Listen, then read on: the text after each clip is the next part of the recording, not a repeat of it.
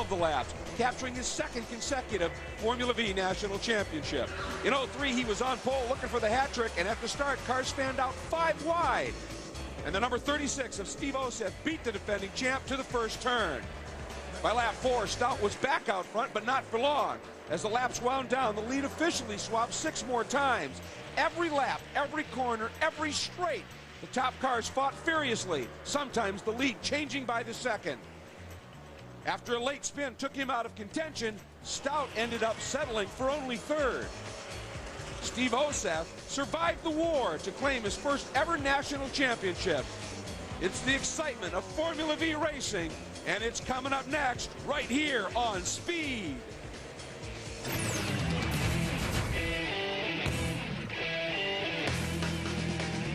In a straight line, Formula V racing is about drafting, but that means you get to the braking zone, you fan out, and you go wheel to wheel to wheel to wheel. It can be that intense. Steve Oseth last year ended his season on a high note with a track record in pole, then a national championship. But it started this year rough with a huge crash. It meant a limited season. He's looking to come back strong. For Lisa Noble, it's been a great year. 3 wins in mid-div. She has been on form, and you know what, folks? She knows good music. 4, our 3-time champ Brad Stout last year, kind of interesting. A rare mistake in a spin. It ended up only a bronze. He wants to get back on that top step of the podium. But this is the class, once you race it, you tend to fall in love with it, and Jim Trado, past champions reign supreme. And Greg, it certainly is all about experience. National championships abound here in the Formula V class. There's a couple of guys returning to the series, but one guy who knows all about racing, 21-year veteran, Roger Siebenoller. He's been racing this car at the runoff since its debut in 1991. He's had a great run. He finished second last year to Steve Oseth. He's looking for some serious gold this time around. Next to him is Skip Streets, who won the 1991 Formula V Championship, and a Mysterian M2. This is an M4. He said it feels like an old glove. He's certainly done his job in the Northwest Division to earn right here at the runoffs for his second chance at gold. And looking down the list here, it looks like Stephen Davis out of Georgia, Southeast champion, 6 wins, maximum points. He's had this car in competition since 1989. For 40 years, the Sports Car Club of America has contested national championships. The last few years, it's been at Mid-Ohio. It is now time for the 41st edition, the SCCA Runoffs. Formula V coming at you today. One of the most exciting of all classes. It's the Runoffs, presented by Kohler at Mid-Ohio Sports Car Course. And I'm going to say it, I am jazzed. This is going to be a great race. Almost 50 cars, Jim Trado, and they are going to be coming out and laying it around on one of the greatest courses you can imagine for these cars. And as you saw, last year's race, it came down to bravery and ability, because touching wheels going down this braking zone here into turn 2 could cause some serious havoc. There's a lot of sand they can run off into over here. They want to avoid that if at all possible. As they go down the back straightaway into turn number 4, another great braking zone there. What they have to worry about is these cars are narrower than some other classes. They will go too wide down through the S's and into madness through this area here and down the racetrack. When they come up the front straightaway, this is where we'll see some fun action here in turn number 1, because they'll get that 2 and 3 wide fanning in that fast corner. You said 2 wide. That's the norm, man. These guys 3, 4, 5 wide. Tell us about Formula V. It's one of the 6 formula classes. It's been around. It's like one of the original 6 in hockey. It's been here for each of the 40 years of the Sports Car Club of America. It's a single-seat open-wheel car. It's one of the most competitive and popular classes. They run 1200cc stock Volkswagen engines. Why Formula V? The V stands for Volkswagen. And there's a look at what some of it is about. Now, Jim, you mentioned competitive and popular as a class. Ken Stout, how about a driver who fits that description? Well, you're exactly right, Greg. And with 5 gold medals, Bill Noble is definitely a favorite here and could step up at any time. He also builds the motors for 25 cars that are running here today. That's over half the class. But even more impressive is his sportsmanship here with this class. He's been known on many occasions to give up his best motor to one of his fellow competitors so that they have their best chance possible to win a race. Let's go to Chris Neville. Ken, just as Jim was saying, there's Volkswagen motors in these cars. Also Volkswagen suspension. Both the front and rear suspension is off of Volkswagen Beetle. Now, the middle of the car, you can pretty much do what you want. And Mike Vrossens, he and his father built this car, and they also developed the bodywork. Very interesting bodywork compared to a lot of the cars out here. They wind tunneled this bodywork, and they said the numbers look very good. Now, Mike is looking for just a top 10 finish today. These guys aren't thinking they have a car that can win, but they'd like to stay in the top 10, maybe even work their way up into the top 5. they certainly have a shot at doing it, and that car in a straight line is very effective indeed. As I said, you're looking at the better part of 50 cars. Green coming up. Welcome back to Mid-Ohio, where we are about ready to contest one of the most exciting, popular classes in all of SCCA national competition, not just for the excitement it produces, but because of the sheer numbers of cars entered in this. Formula V's, everybody running, as Chris Neville told us, the same engine, the same suspension, the same drive line, but the bodies, whatever you want, pretty much. And it produces one of the most economical races to get into, or classes and means to get into open wheel racing. And the funny thing is, not a lot of guys leave it. They use this as a place to spend just a lot of Sundays enjoying some racing. And a huge field here at the Mid-Ohio Sports Car Course for this national championship chase. Here we go, as I said, almost 50 strong, and the top 10 very heavy in very superb talent, led by, once again, back on pole, Brad Stout, and he is going for a triple crown. He won the sprints, he won his division. If he wins here, he gets a triple crown. He did that in 01, but you got Siebenaller, a two-time gold medalist, silver last year, Steve Osev, the defending champ, Stephen Davis, Womer, Loghead. You look a little bit further back, you've got a couple of guys. Colin Cross won his division championship this year. Bill Noble sitting there with 5 golds. Then you go back at 21st to 30th, 2 guys who won their divisions this year. Ethan Shippert and Brandon Peterson, who many think may be the new young gun in this class. Have to keep an eye on him. Going back to the rest of the pack, as I said, a huge field here, and you can see them in the background doing the little scrub and weave on the track, and I swear they're covering half of this 2-mile track right now as they're just getting ready to go.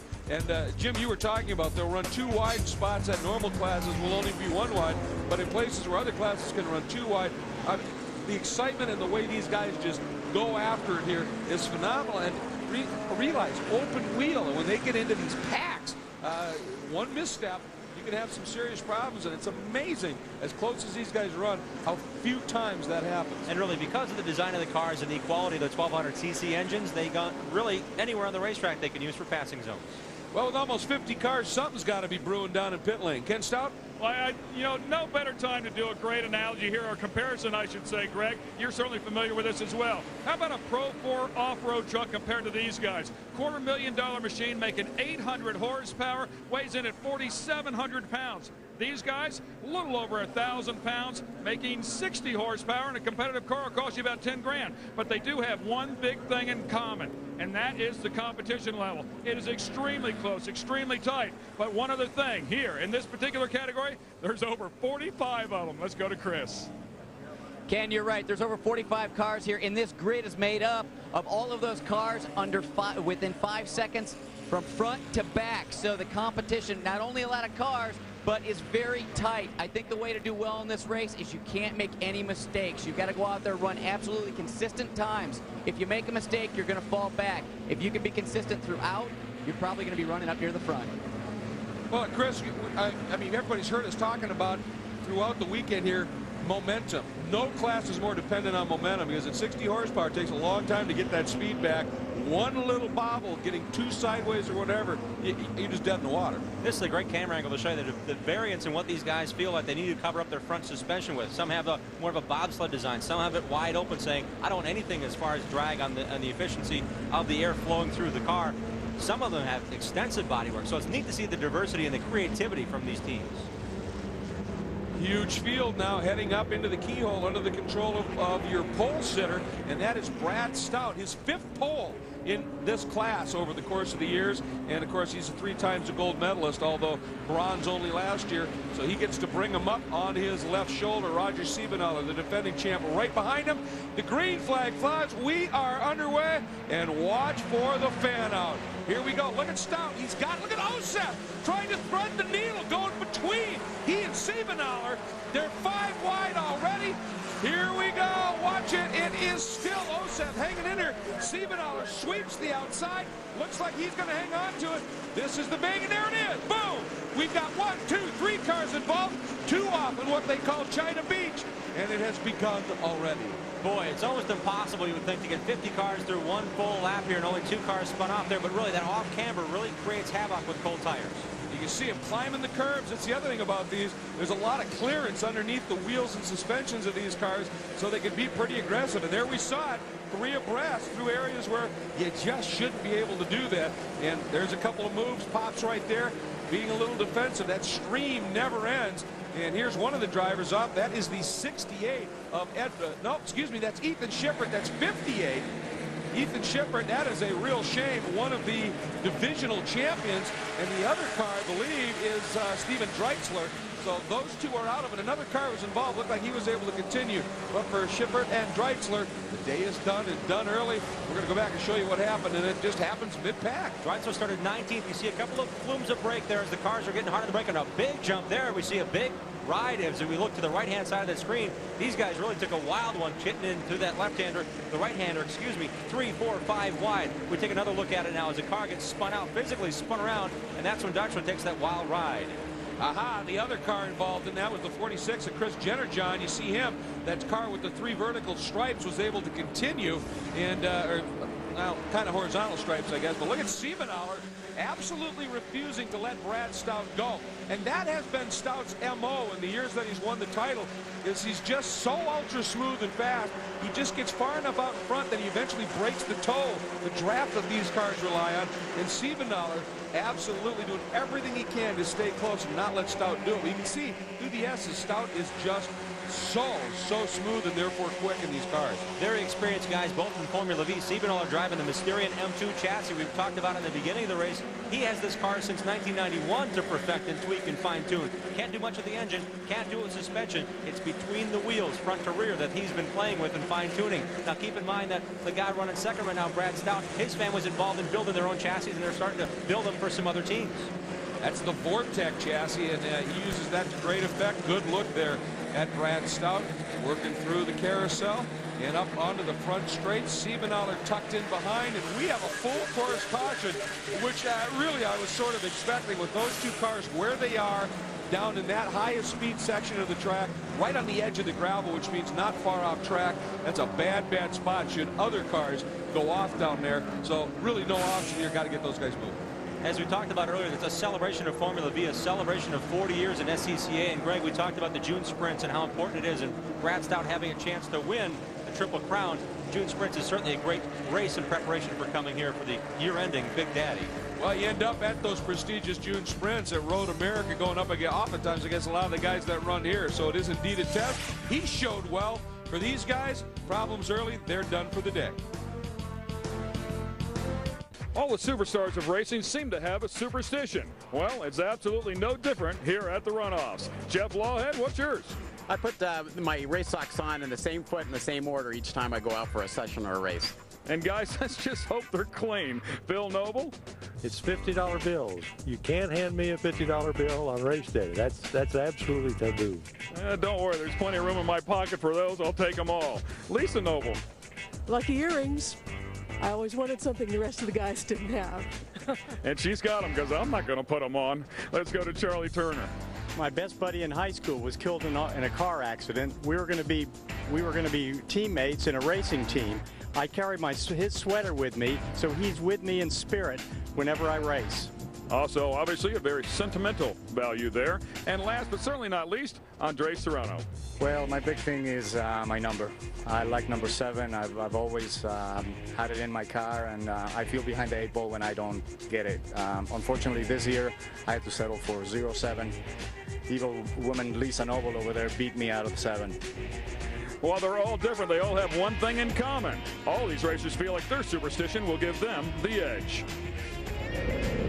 The evil woman, Lisa Noble, taking away the guy's lucky number. I mean, that's just brutal. And the funny thing is, the reason, why would somebody be handing Bill Noble $50 bills during race day? Well, because they're making engine deals. Or he's busy fixing them. He only qualified 17th. If he worried about his own stuff and not everyone else, he might have qualified better. But he qualified back in 17th. His wife qualified ahead of him. It's really a team sport and a lot of fun. I was back in the V pits. These guys really want to pit next to each other. Some guys don't want to be anywhere near each other, but they have a great time together as they travel around the country racing Formula Vs. Well, and at some of the national and regional competition, one of the great joys about the Formula V category is they are known as pranksters as well. Now, obviously, they're a lot more serious here at the Runoffs in terms of the competition. competition. But there have been times they've all lined up in the false grid, and when they've released it, they've gone out and done a pace lap in the wrong direction. They stopped. I've been there at Brainerd when they stopped on the track and thrown out treats to the corner workers on the pace. I mean, they're a great, fun group of people, and it truly is a neat little community. Getting back to what Ken was talking about Bill Noble, I was actually, when the other runoffs were at Road Atlanta, I was doing PA announcing back then. And two things about Bill Noble. One, I saw him take his engine that had qualified incredibly well out of his car when one of the guys that runs his engine's motor had a problem, give him that motor. Bill ran the entire race with a motor that was just smoking like crazy. It was one he just had on the shelf that somebody had used up. Didn't finish well. The guy went out and ended up on the podium because Noble did that. The other thing about Noble is at Road Atlanta, drafting was everything. That long, winding back straight. On the last lap, Bill Noble right there was in 4th place. When I lost sight of him down through the dip, and when they came out from under the bridge, he was sideways in the lead and won it. How he did that, going by 3 cars in the dip, I have no clue. But that's the kind of guy Bill Noble is, top to bottom, a class act. Elevation. I think it was elevation. He elevated above the rest of the competition and flew over him. That was it. That was it. He just jumped him. See a little bit of smoke coming out of the back of Dave Scaler's number 9. We just got a glimpse of it. And these cars, there is a little bit of smoke that is generally associated with. One, they're all running Beetle engines, and those are old. But two, the valve covers on those cars are not on with bolts. It's little spring clips, and when the compression goes up, when they're on it a little bit, it just tends to just bleed a little bit of oil, and it smokes up just a little bit. So that could be the problem. Let's get down to Ken Stout. Hey guys, take a look at that ring. National champion, SCCA, and of course it has a wrench on the side of it. That stands for the Mechanics National Championship ring. This is Bland McCoy, crew chief here for Brad Stout. I know he wanted to jump in the lead off the start. Talk to me about what happened. What do you mean? Well, he's in 2nd place. No, he's in 1st. Is he in 1st? Okay, my apologies. He is in 1st. He's led it all the way so far. And he's looking for a Triple Crown. Right. Now talk to me about that chassis. It's Brad's dad designed it, and Phil and myself and his dad build the cars. So a very, very competitive chassis, guys. We'll get it back up to you. There's a number of them in the field. All right, thanks very much, Ken. And absolutely, there is a good look at Brad Stout. And it got real close at the start going down that first turn. Siebenaller and Oseth was the guy who was trying to thread that needle. Got up alongside. Just not quite there. And Stout able to take it back and hang on to it. But then, of course, we immediately went yellow. And that's where we sit right now. Continuing under a full course caution here at Mid-Ohio. We are back at Mid-Ohio for the SCCA National Championship Runoffs.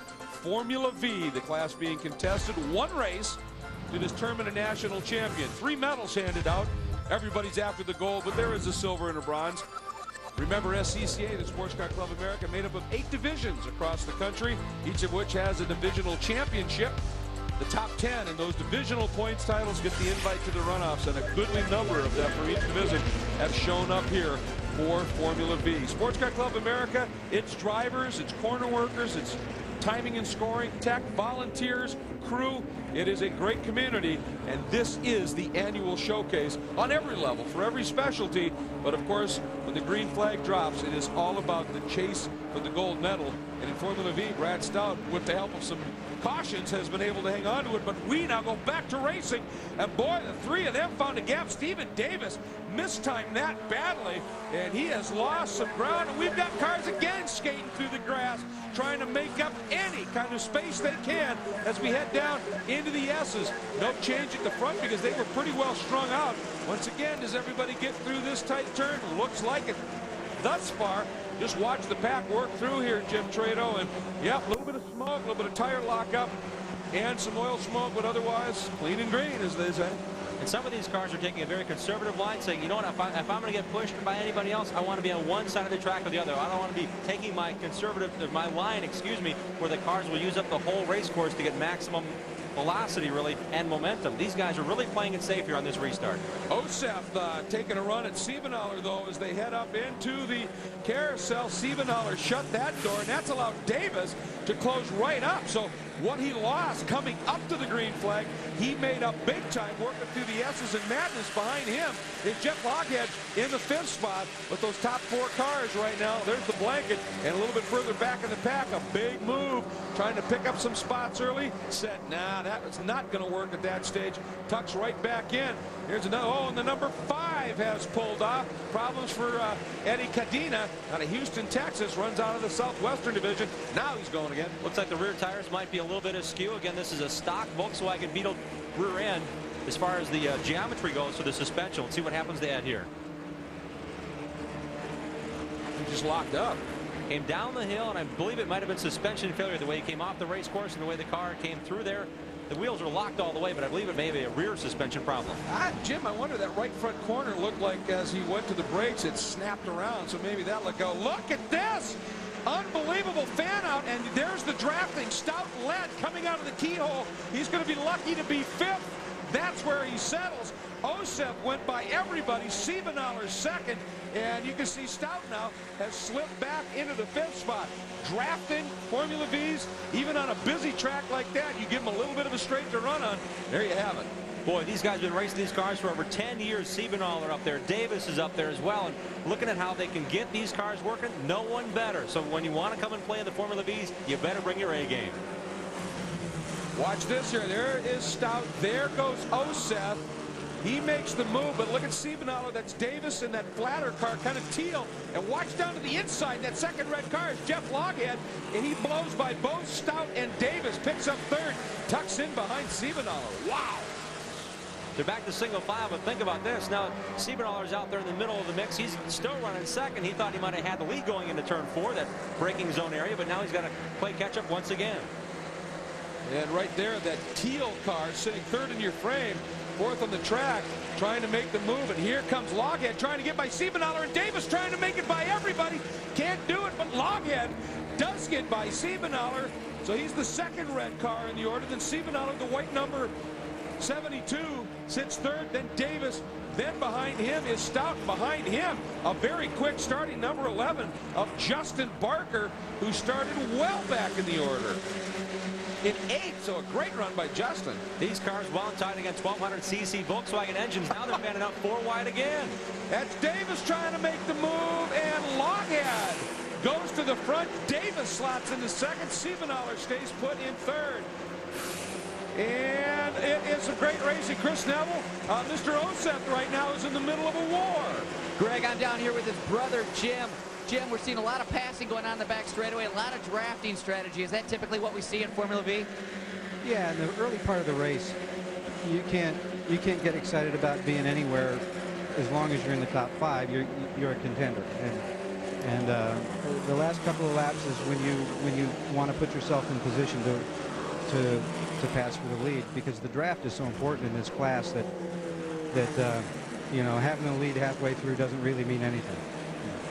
Well, it sounds more like we're racing at Talladega than at Mid-Ohio. Well, and he brings up a very good point, is that at this stage of the race, somebody gets a run on you and goes by. The smart move, let him through, tuck in, pick up his draft, try and break the guy behind you just a little bit. And that's what the 2 leaders are doing. And Davis tucked in behind Loghead. See what he does going into the keyhole. Davis plays it smart and says, now let's just stay like this. Those guys are fighting behind us. Let's see what we can do. The white car in 3rd is Siebenaler. Right behind him is Osef, and Stout in that mix as well. We'll be right back to Mid-Ohio. The war well underway.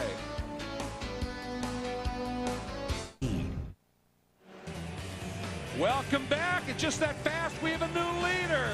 Number 80, Davis, has gone to the front. That racer's wedge working awful well. Tucked right in behind him is Jeff Loghead, who, as we went to the break, was in the lead. It changes that quick.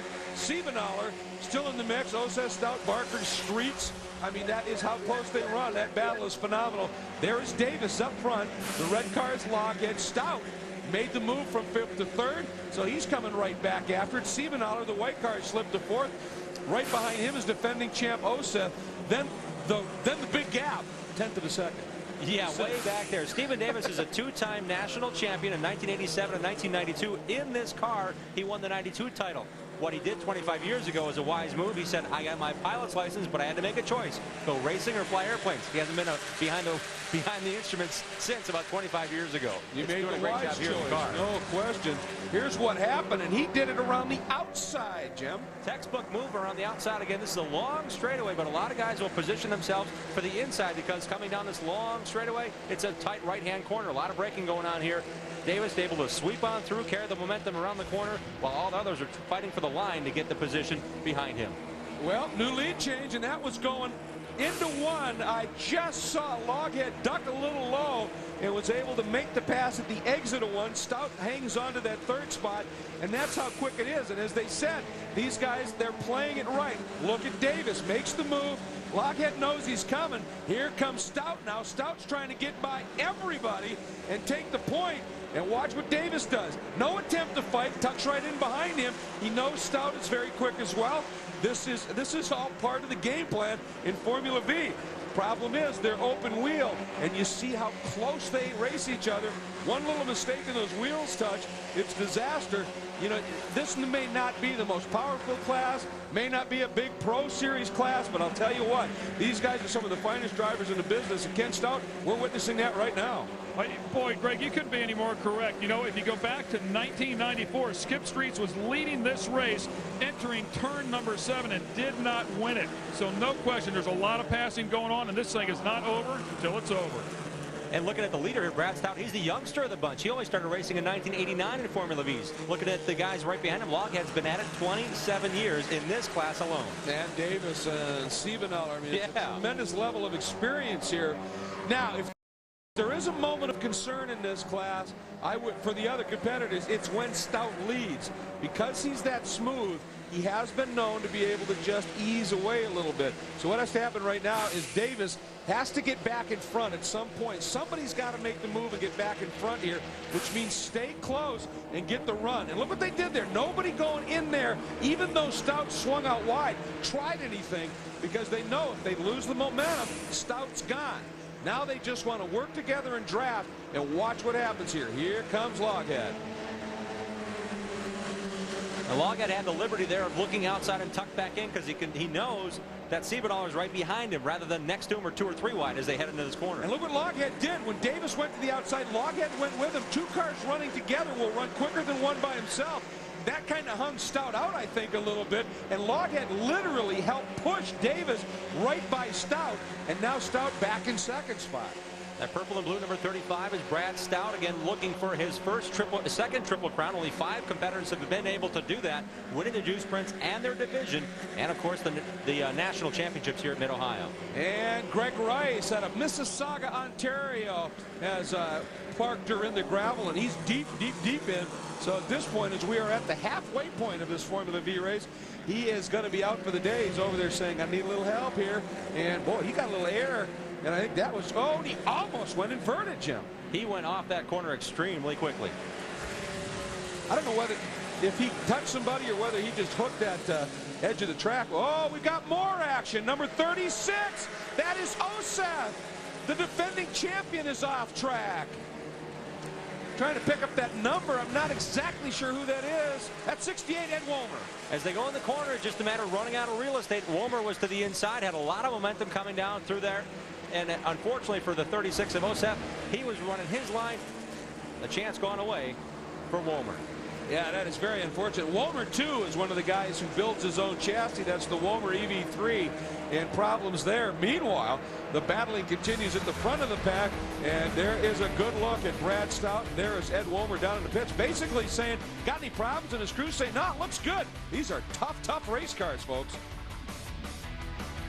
Welcome back to the Mid-Ohio Sports Car Course. It's the SCCA National Championship Runoffs here on Speed Channel. Formula V is the class that we are running right now, and it has lived up to all the advanced billing, that of the media prognosticators and yours truly, who just loves this class. And I think we're seeing why. These guys are putting on some phenomenal racing. Up front, it is the number 80, and Stephen Davis, that is leading it. And as I say that, it changes again as Brad Stout makes the pass, goes into the lead. Davis tucks into second. And you can see the different approaches of those two cars. And there's 36-0 Seth, and he was involved in that bump and go with Womer. And apparently these are some of the toughest, sturdiest cars out there for Formula cars, but apparently something broke. And Jim, take us through what happened here. Great deal of confidence, and again, after he got back going again, the front suspension gave way. We mentioned it's older technology from a Volkswagen Beetle, and you can see that he's riding along the fence after damage. I believe the left front wheel had a problem as he entered that corner, pretty much took him straight off course. And look at that. That's one of the nice things about this class, too, is these guys have been racing so long, they know how hard the workers work, and they give them a little help when they can. Here we go. Davis taking a look, and not going to get it done this time. So that would have been his 7th lead change among 4 drivers, and he just couldn't quite pull that one off. And Chris Neville, Stephen Davis having one of his best races here in a few years. Yeah, that's for sure, Greg. And these guys actually earlier in the week, they got pretty lost with the setup on this car. They were tweaking things all week long, and in one of the qualifying sessions, they really got lost. The car wasn't set up right, and they qualified 10th, but they got things sorted out. They moved back up to that final starting spot where they started here today, back in the 4th position. And Davis is pretty happy with the car he has right now. Now, talking to some of these front-running teams, they say the point is not where you want to be on that last lap. You want to be in 2nd or 3rd, so it's really a chess game right now, and to trying to sort your way out and make sure you're in that 2nd or 3rd spot, take advantage of that draft on the last lap and hope you come around that last turn leading. That's absolutely right. We've seen that happen before. And what's the term, Chris, when somebody does that? Over-massaged it? Watch this. Boy, I tell you what, these 3 are involved in a great battle. And again, when I was out trackside on Monday over in turn 9, the end of Madness, I haven't seen Stephen Davis look that aggressive in a long, long time. He was pounding the curve, throwing the car through there, anything and everything he could do. And it has been absolutely phenomenal to watch Stephen Davis. He's been doing this a long time, have the enthusiasm of a young kid. And Ken Stout, momentum, so crucial in these cars. You know, a cool little thing that goes on here with the Formula Vs, they carry a little over 110 miles an hour on these straightaways, especially when they get in the draft. But in the middle of the turn, right in the middle of the apex, this is hard to believe, but absolutely true. These guys are carrying the same exact speed as a Formula Atlantic. Oh, there's a touch there. Davis, he was drafting Stout, and I think suddenly, Jim, he maybe saw out of the corner of his eye Lockhead coming along. I think maybe he just distracted him, and he just touched him. They both survived it, but close call. There again, closing speed on a downhill corner really may have cost Stephen Davis had he not had as much experience as he does now. I mean, this guy's been through just about everything possible, knowing what position he wants to be in. But check this out. The car in 2nd, bam, right there in the back end of the race leader. Brad Stout holding on himself. He could have lost it right there too, coming into that left-hander. Well, it certainly loosened Davis up, but he recovered very, very quickly. And what I was going to say a little bit sooner was, you look at the difference between the 1st and 2nd and 3rd place cars. 1st and 3rd, the cars are very narrow and tall for the driver. But Davis's racer's wedge, it's got that name for a reason. He's gone with a different aero situation, which is low and flat. Either way, you're trying to get low coefficients of drag, but still get some stick out of these non-wing Formula cars.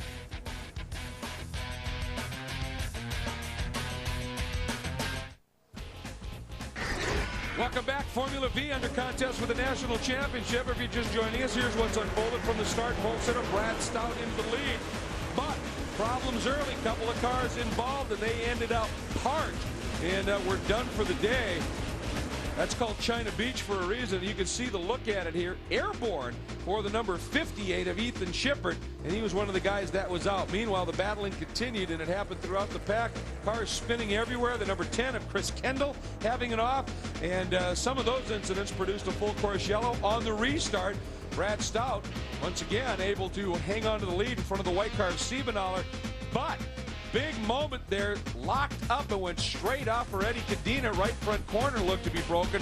And then here was the fan out. And this was the first of what was 6 lead changes that have unfolded so far between 4 different drivers. There is one that was a big one because the number 8, the car that just went to the lead of Lockhead, has stayed in that top queue for some time. Stephen Davis, the teal car, swept around the outside into the lead, but then Brad Stout came right back after him, took the point away, And 00, Bill Noble. It even happens to legends sometimes. You get it just a little wrong when the competition is this tough. Noble regathers it, but apparently for him, something to let go may have been the problem there. And the 5-time gold medalist steps out and is done. And there he is spending a little time with some of the great corner workers here. This group from Lake Erie Communications, this is their home track. The leaders continue to impress me, Greg, because we're looking at 0.3 seconds, 0.1 seconds. I mean, you can look at the monitor all you want. We're talking about swapping lead changes and positions every lap 2 or 3 times. This is great action. It is. It's Stout leading. Then the next car is Davis. Then Siebenaller, that white car, has fought his way back into third. That's the number 72. Lockhead, who was up in that front queue for so long, has slipped to fourth. And another, I've got to say it again, the number 11 of Justin Barker started in the 8th spot, and he has really driven his way up to join this group. He won the Mid-Ohio here in August, Greg, so as far as experience and knowing when to turn it on, he's not out of this yet. Barker's certainly looking at these guys saying, hey, they've been really dicey. I'm going to run consistent laps and join this lead bunch. No, Lockhead going for the move. Siebenaller going for the move. Davis went for the move. And that blunted everything, and Lockhead's going to sweep right around the outside of Siebenaller. And tell you what, I think Lockhead set that up beautifully. And Ken Stout, I think Roger Siebenaller may have just been snookered. Steve Pastor, crew chief here for Roger as well. Looks like Roger just got snookered. Got snookered. Yeah, I think he might have lost a position there, but not all bad here going into the last couple of laps. Well, you know, the important thing is for these guys to stay close and to stay up front. Now, these guys are all running very close to their qualifying time, which is quite impressive here. So, you know, they're all doing a good job and they're working their hardest. So if we can keep in that, you know, up front hunt, you know, 1 through 4, we got a good shot at winning this. That's Roger's style. He likes to wait to the last second, go ahead and take control. So we're real hopeful. Okay, guys, he's hoping he can get a big pass like Brad had. Brad fell back a little bit earlier on and make his way to the front, guys. All right, Ken, and now we were just watching the number 18 of Jeremiah Grenier, who qualified 12th and worked his way up into the 7th spot. But it went around on him, and that very tricky corner leading up into the carousel. And it's just been one of those days. Like I mentioned with Barker, he's just trying to catch up with the lead pack here. He gets off the race course over on this side, spins it out just by overdriving in the corner, leading into the carousel.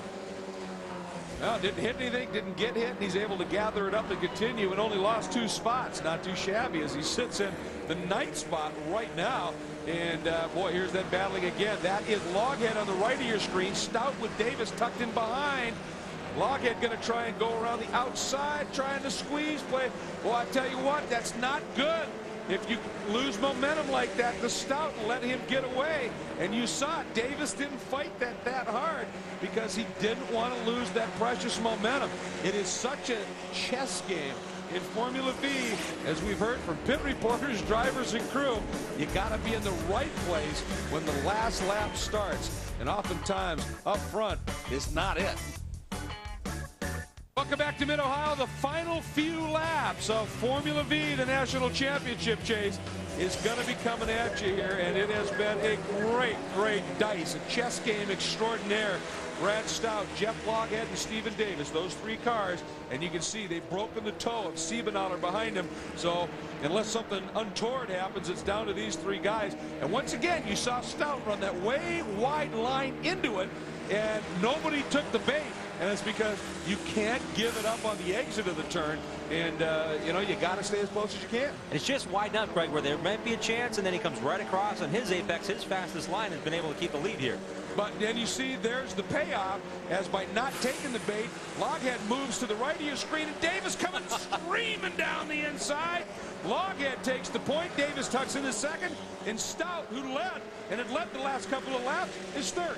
Just that fast. Now you see why, starting lap 20, you don't want to be in the lead coming out of the keyhole. Could this have been a purpose move? But you don't want to be 5th or 6th. Could have been a purpose move by Brad. Back it off a little bit, let these guys go at it. Into turn number 4, that tight right-hander leading into the S's. A great braking zone, and wouldn't you know they had the pass completed, but maybe Stout didn't want that lead, Greg. We'll see what he does here in the last few corners here. Going through these S's, heading down into the carousel here. He's now gauging his competition. One way to do that, there's a bit of a problem of smoke coming out the exhaust on these Volkswagen motors late in the going here. Just like a brake light can tell you what the competition is doing, he sees when his competition's back on the gas with that little plume of smoke exiting the corners. And Stephen Davis may have just given the race away right there. He got a little wide into the carousel and dropped his right tire on the outside of that concrete patch, which they ground, and it offers a lot of grip. When the loaded tires got outside there, it scooted him across. Then he came right back across in front of Stout. Stout had to lift, and as a result, you see Jeff Loghead suddenly with the biggest lead we've seen in this class. Oh, Stout, a rare mistake there. The back end steps out, and more room for Loghead. Boy, Loghead, in the case of 3 turns, Jim, has been given a couple of huge gifts. And that lap traffic, again, playing a factor in the tightest corner of the race course, trying to get as much momentum into that corner for Stout here, leading the 80 car of Davis. Now, Davis had a great run on him. They may have touched momentarily wheel to wheel in that battle for second. And look at Stout. He's going for it all. This is the last lap.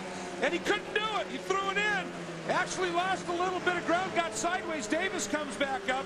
This is the final lap. Loghead in the lead, but there's traffic that they are coming up on. Loghead, the red car. Stout, the multicolored car. Davis, the teal entry. That's 1, 2, 3. Loghead, careful through traffic. He's there. He's through it. Oh, boy. Carousel turn. If Stout is close, this could be fascinating. Let's just leave it at that here. Stout's closing. Loghead, here comes Stout, last time. One of the faster turns on the track. Davis, big wiggle. But Loghead, now protect the inside. That's all he's thinking. Stout just going after it. Davis wider still, through the grass. Davis back on. Loghead brings home the gold medal. Stout is second. And look at Loghead. He knows what he has just done. And for the ever-young Stephen Davis, driving with the aggression and passion of a young guy. And what a great story there. And for Jeff Loghead, what a great story. Started 6th, gets the win. And look at the emotion down at pit lane. Unbelievable. But, you know, when you survive a war and live to talk about it, and which Loghead did, that's pretty special. Let's get down to Chris Neville. I'm down here with Jeff's wife, and boy, she is excited about this one. You can be proud of your husband. This is incredible. I'm so excited. I don't even know what to say. Well, she's pretty excited down here. She can't even speak. On the cool-down lap in 1995, Jim proposed to his wife. He finished second that day. I wonder what he has in store now that he's captured the gold. Oh, no kidding. An unbelievable story for Jeff Loghead. You see the celebration. Brad Stout and Stephen Davis sitting still behind them. And tell you what, you can't say enough about the performance of those two guys either. I mean, there's no doubt Brad Stout's really considered the benchmark in this class. So for Jeff Loghead, and you see the emotion of his wife there, it's understandable because he has truly achieved something special. And I tell you, I have just from day one here watching Stephen Davis pound curbs and drive the way he's been driving, to see him that 2-time champion, but it's been a while for him, and to see him back in that with that racer's wedge so quick in his hands has just been a joy to watch as well. And it goes back some 45 cars. The battling just phenomenal. In this one, it was so good up front. We didn't see some of the other battles going on, but believe me, they were there. And for Jeff Loghead, boy, he just wants to make this lap of honor last as long as possible. The fans here got their money's worth. This was one of the better races in the runoffs. It'll be memorable for a lot of reasons. Brad Stout, a great run to capture silver. And when we come back, we're going to visit with our champions.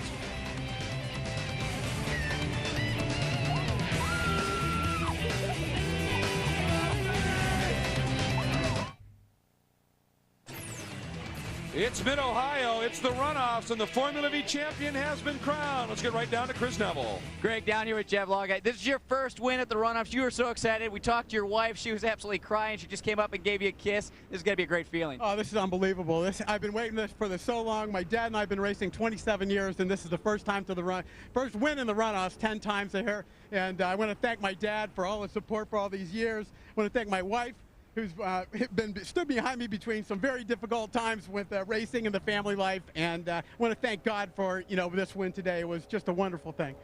Well, that was an absolute chess game out there. You've got to be a great chess player. You played it out perfect, waiting for that last lap. Well, I could see that they were taking a really defensive line very early, and so I thought I'd just hang back and wait for those guys to maybe take themselves out. But, at the last moment, I thought I'm going to swing wide and see if I can cut underneath them, and it seemed like it worked well. He played the perfect strategy today. Right there, we're watching it. It's called checkmate at that point right there. And, somebody's got to tell Mindy to cheer up. Mindy is still taking pictures. What's great about this, it's emotion out of it's almost an out-of-body experience for these guys to do so well here. And she was reflecting that. Here are the results. We're going to take you through them quickly because we spent so much time working on giving you the coverage of this one. It was a fascinating race. And for Jet Loghead, he brings home the gold medal. As he said, first time in 10 tries. It means so much. For Brad Stout, another medal, but a silver. And for Stephen Davis, back in the hunt with a bronze. For Jim Trano, for Chris Neville, and for Ken Stout, I'm Greg Kramer. Thanks so much for joining us. Take care, everybody.